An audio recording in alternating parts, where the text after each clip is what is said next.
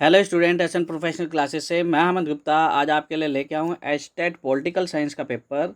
तो चलिए स्टूडेंट, देखते हैं कौन कौन से प्रश्न आपसे एग्जाम में पूछे गए हैं और क्या इनका आंसर होना था। तो सबसे पहले प्रश्न पूछा गया है आपका, हम डायरेक्ट सब्जेक्टिव क्वेश्चन की बात कर रहे हैं। तो पहला क्वेश्चन पूछा गया आपसे, विश्व व्यापार संगठन के अंतर्गत व्यापार प्रणाली के कुछ सिद्धांतों के संबंध में गलत कथन को पहचानिए।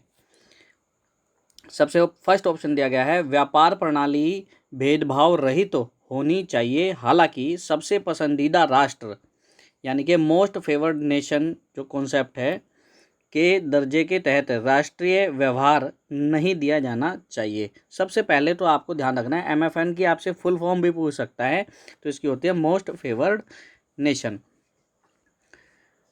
तो यही इसका गलत तथ्य है स्टूडेंट्स। नेक्स्ट तथ्य की बात करते हैं। तो नेक्स्ट पूछा गया है व्यापार प्रणाली मुक्त होनी चाहिए, जिसका अर्थ है कि बातचीत के माध्यम से बाधाएं कम होनी चाहिए। बिल्कुल ठीक है।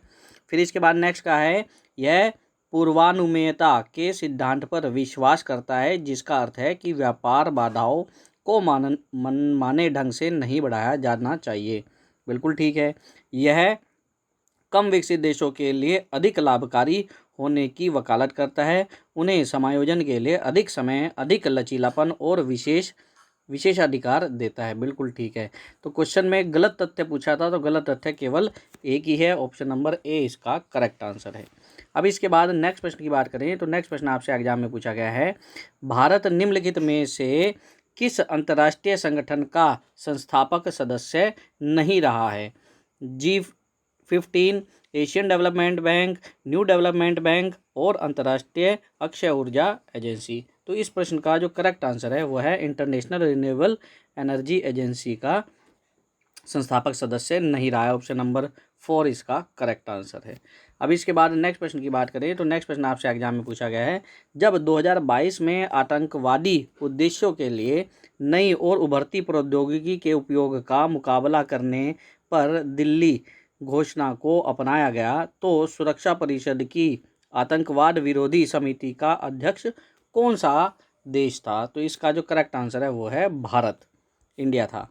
चलिए अब इसके बाद नेक्स्ट प्रश्न की बात करें तो नेक्स्ट प्रश्न आपसे एग्जाम में पूछा गया है, सुरक्षा परिषद के अस्थायी सदस्यों के चुनाव के संबंध में गलत कथन की पहचान कीजिए।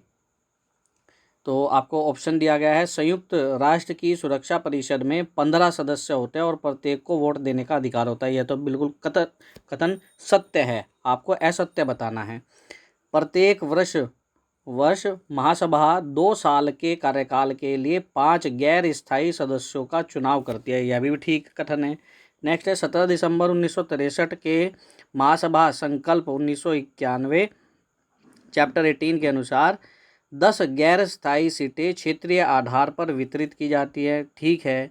नेक्स्ट है, अफ्रीकी और एशियाई राज्यों के लिए क्षेत्रीय सीटें 4 हैं, पूर्वी यूरोपीय राज्यों के लिए 1, लैटिन अमेरिका और कैरेबियाई राज्यों के लिए 2 और पश्चिम यूरोप और अन्य राज्यों के लिए 3। यह कथन गलत है, तो इसका आंसर 4 आ जाएगा।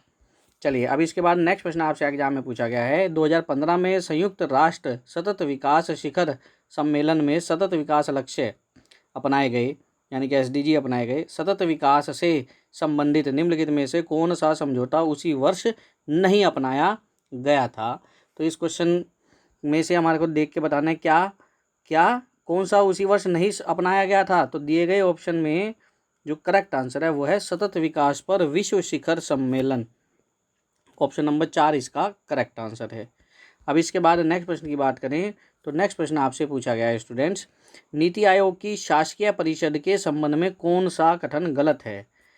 फर्स्ट ऑप्शन है, नीति आयोग की शासकीय परिषद में प्रधानमंत्री की अध्यक्षता में सभी राज्यों और विधानसभाओं वाले केंद्र शासित प्रदेशों के मुख्यमंत्री और अन्य केंद्र शासित प्रदेशों के उपराज्यपाल शामिल है। बिल्कुल ठीक है। अब तक शासकीय परिषद की 6 बैठकें हो चुकी है और नवीनतम बैठक 2021 को आयोजित की गई थी। जो क्वेश्चन पूछा गया था उस समय, तो उसके अनुसार यह गलत कथन है और गलत ही आपको बताना था।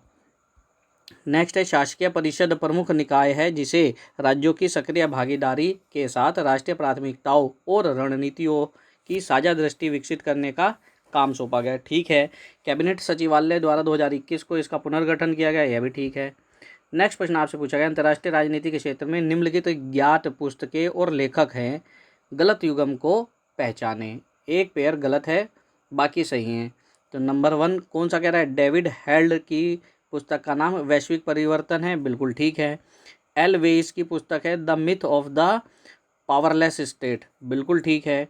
नेक्स्ट है विलियम्स सफल कल्पना 20वीं सदी की नई विश्व व्यवस्था है, यह भी बिल्कुल ठीक है। नेक्स्ट है Robert Cox the anarchical society the study of order in world politics, यह गलत कथन है। तो इसका जो करेक्ट आंसर है वो है ऑप्शन नंबर 4। नेक्स्ट प्रश्न आपसे पूछा गया है, संप्रभुता के बहुलवादी सिद्धांत के संबंध में निम्नलिखित में से कौन सा कथन गलत है? आपको गलत कथन बताना है। तो फर्स्ट ऑप्शन है एडी लिंडसे और गिरके को आधुनिक समय में बहुलवाद का जनक माना जाता है, यह गलत कथन है। तो इसका ऑप्शन 1 ही आ जाएगा। आगे के ऑप्शन पढ़ लेते हैं। बहुलवाद का मानना है कि राजनीतिक रूप से संगठित समाज के रूप में राज्य को अन्य सामाजिक संघों से अलग नहीं माना जा सकता, बल्कि यह संघों का संघ है, बिल्कुल ठीक है।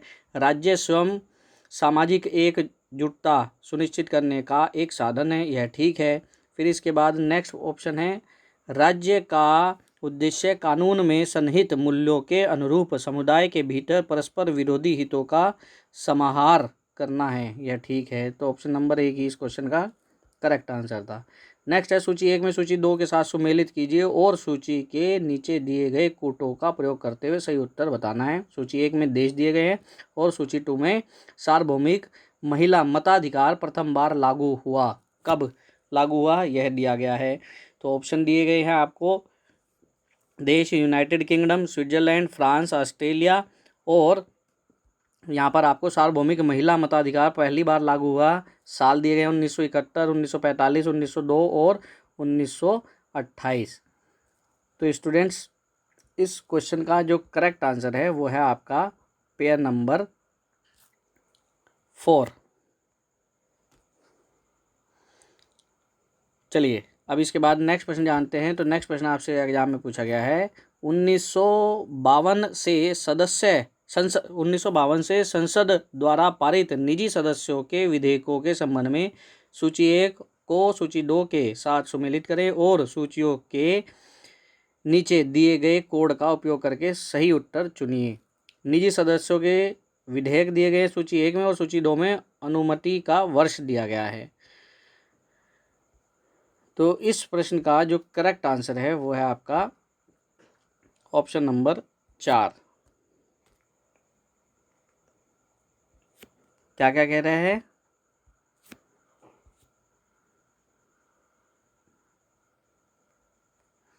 मुस्लिम वक्फ बिल की जो अनुमति वर्ष था 1954 था। दंड प्रक्रिया संहिता विधेयक 1956 था। हिंदू विवाह संशोधन विधेयक 1964 था और सर्वोच्च न्यायालय विधेयक 1970 था।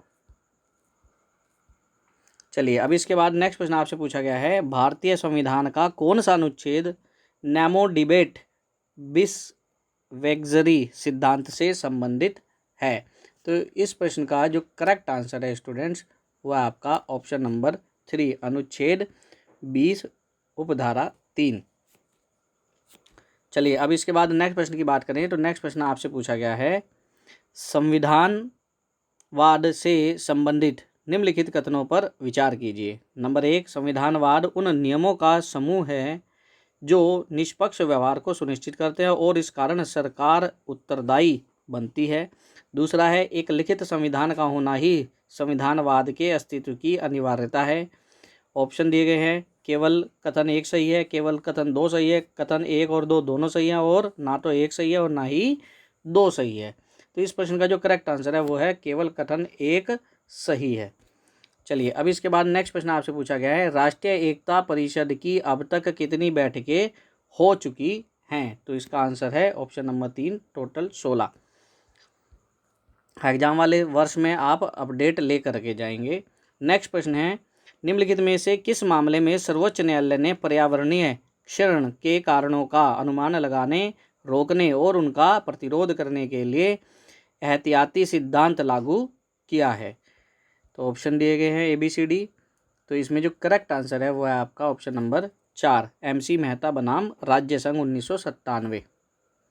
इसके बाद नेक्स्ट प्रश्न आपसे पूछा गया है, निम्नलिखित में से किसने सार्वभौमिक अहमवाद और सार्वभौमिक परोपकारिता की अवधारणा के आधार पर नागरिक समाज को राष्ट्र से अलग करना चाहा है?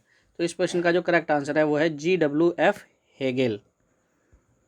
इसके बाद नेक्स्ट प्रश्न पूछा गया आपसे, संयुक्त राष्ट्र चार्टर के किस अनुच्छेद के तहत सुरक्षा परिषद सशस्त्र बलों के उपयोग को शामिल नहीं करने वाले उपायों को लागू करने के लिए प्रतिबंध का उपयोग करने के लिए अधिकृत है?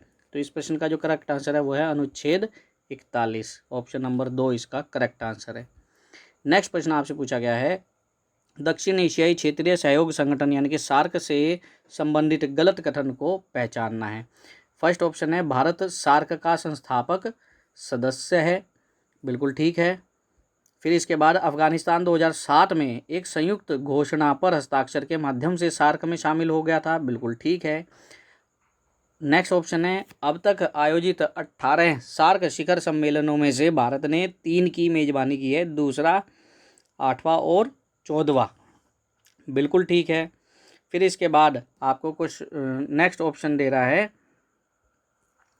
19वां सार्क शिखर सम्मेलन ढाका में आयोजित होने वाला था और फिर 2019 में उरी यानी कि भारत में आतंकी हमले के कारण रद्द कर दिया गया था। यह कथन गलत है, आपसे गलत प्रश्न ही पूछ रहा था क्वेश्चन के अंदर। नेक्स्ट प्रश्न आपसे एग्जाम में पूछा गया, भारत और पाकिस्तान के बीच सिंधु जल संधि से संबंधित गलत कथन को पहचानो। 1960 में भारत और पाकिस्तान के बीच सिंधु जल संधि पर हस्ताक्षर किए गए थे, बिल्कुल ठीक है। संधि के तहत 3 नदियां अर्थात रावी, सतलज और व्यास भारत को विशेष उपयोग के लिए आवंटित की गई, बिल्कुल ठीक है।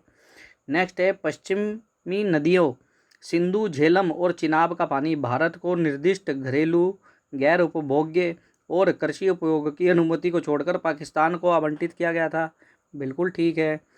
भारत किशनगंगा और रैटल जल विद्युत परियोजनाओं से संबंधित मामलों पर विचार करने के लिए मध्यस्थता न्यायालय के गठन को सिंधु जल संधि के प्रावधानों के अनुरूप मानता है, बिल्कुल गलत है, गलत कथन ही बताना था, तो चौथा ऑप्शन ठीक है। नेक्स्ट प्रश्न आपसे पूछा गया है,